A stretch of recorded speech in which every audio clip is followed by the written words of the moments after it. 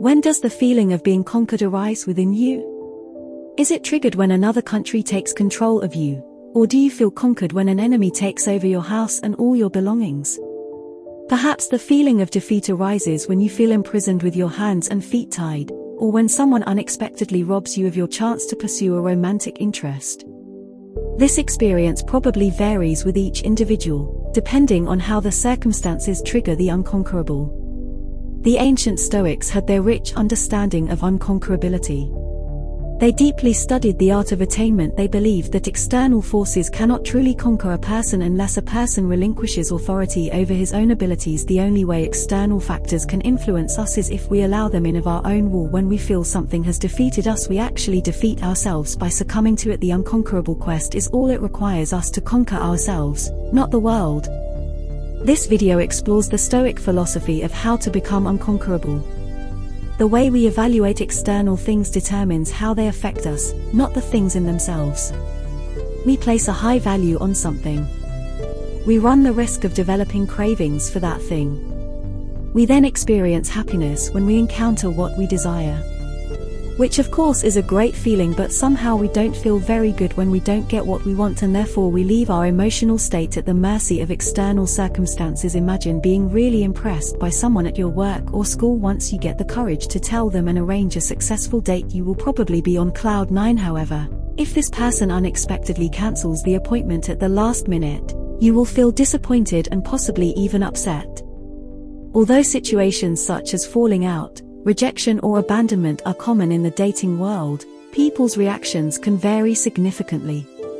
Some individuals ignore such events and move on with their lives, while others harbor resentment. Or we respond by seeking revenge. The rejection triggers a strong emotional response within us. We can infer that this event has succeeded in conquering our emotional state. The power to influence our emotional well-being and potentially shape our actions is also present when it comes to insults. Seemingly minor insults manage to fuel resentment that lasts for days. It is as if the person making the insult has an influence on the insulted. It's like being defeated in some way, but there are much deeper ways people can exert influence over us beyond insults or rejection.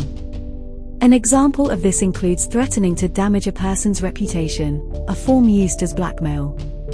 Many people value their reputations, so they can easily give in to such tactics. In such cases, if someone submits to this pressure, the person who resorted to blackmail has successfully captured his target. Another example is imprisonment and even torture accompanied by interrogation, which was a common practice in the Roman Empire. The effectiveness of these methods depends on how attached the person is to his body and how much pain he is willing to suffer. They say that even in terrible situations we always have a choice. If we submit to our torturer's actions, we have chosen to be conquered by him. But if he refuses to submit despite the intensity of the torturer may damage our bodies, but he cannot defeat us. Most of the time I am troubled. A comprehensive collection of lectures by the 2nd century Stoic philosopher.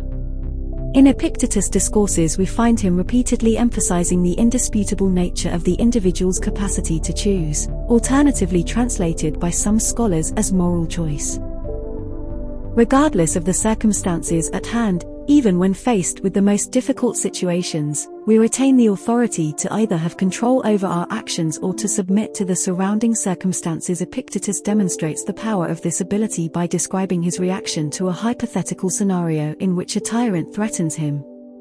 If he says he will put you in chains, his response will be that he is threatening my hands and feet. When he says he will execute you, he responds that he is endangering my neck.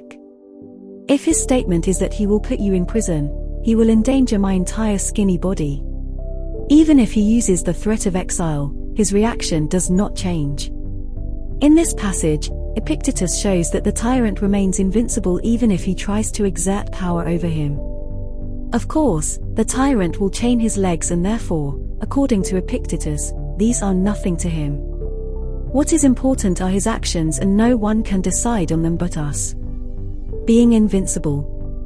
We must be willing to endure any hardship if we want to have others think of us. We must be willing to lose everything we have, even our most basic needs, to have our bodies imprisoned and mistreated, and even to say goodbye to those we care about, an unshakable connection that we hesitate to break, whether it is an unshakable connection that we can't stand, and every strong attachment has the capacity to destabilize and influence our choices.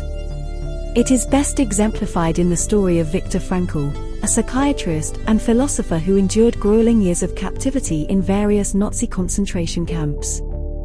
Frankl astutely observed how individuals were quick to succumb to brutal conditions, willing to do whatever it took to survive, even if it meant betraying or mistreating others.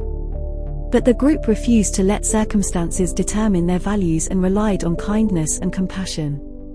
So the Nazis could subject these individuals to imprisonment, torture, starvation, and even extermination.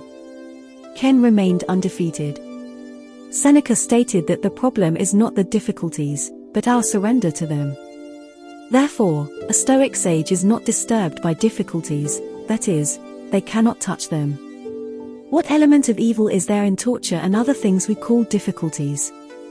Me, it seems like there is this evil. The mind is collapsing and bending and collapsing, but none of this can happen to the wise. He stands tall under any burden, nothing can suppress him. He knows his own strength, he knows he was born for this, he carries the burden. Surely the ideal state of the Stoic sage, just like any deep desire, it is challenging and almost unattainable as it is. In the Stoic context, it takes persistent practice to develop a high level of invincibility.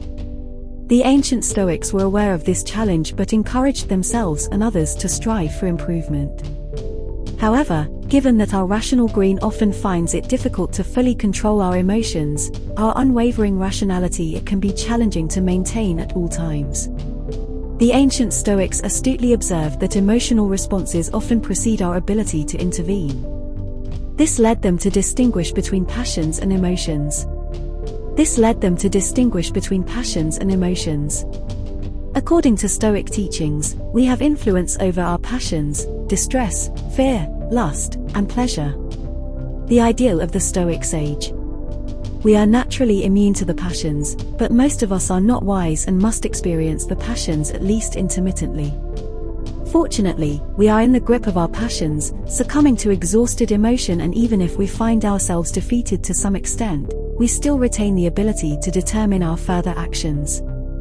Therefore, we can recognize that the various lines of defense can be breached by external influences, and that the ultimate limit is we can argue that we have the capacity to choose. If someone were to violate this last line, they would really have us completely taken over. So to achieve invincibility, we must maintain our lines of defense. In this analogy, our ability to fend off the attacks of the passions can be strengthened through reason and restraint. We can defend our chosen line or our moral choice with the same weapons. Once the first battle line is taken, things get a little bit different. It will be more challenging.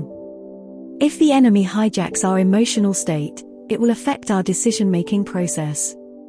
For example, when there is a strong desire, we are more likely to make our decision accordingly, or when we are angry, we are more likely to take action. So when the enemy is standing on our doorstep, we need firepower to defend our ability to choose. We can liken resilience to our ability to make sound decisions even in the face of overwhelming emotions. An example of this can be found in the movie The Lord of the Rings, where Frodo undertakes the extremely daunting task of carrying the One Ring to Mordor and using it to cast out the fires of the Mount of Doom. The danger of the One Ring lies in its capacity to form a strong bond between itself and its bearer. Conclusion: as the wearer of the ring becomes so obsessed with it that he will do anything to prevent separation, Frodo really becomes attached to his so-called precious, just like Gollum, who tries to take it away from him. Now most of the other characters, like Boromir, who can carry the ring for thousands of kilometers, although Frodo eventually gives in to his devotion, probably most of the other characters are also attached to the ring. Once again, in line with the Stoic philosophy, there is only one element that is truly open to conquest. All that remains is our power of choice. Everything is beyond our influence and subject to the whims of fate. What we have, whether it be wealth, autonomy, or position, slips away from us, succumbing to the unpredictable turns of fortune. Can go but shape our beliefs. Longing, feel resentment, embrace shyness, converse. Our ability to remain silent remains an indelible part of us. As Viktor Frankl cleverly put it, we face the challenge of transforming ourselves into a situation that we cannot change. All for today. Please make sure you subscribe.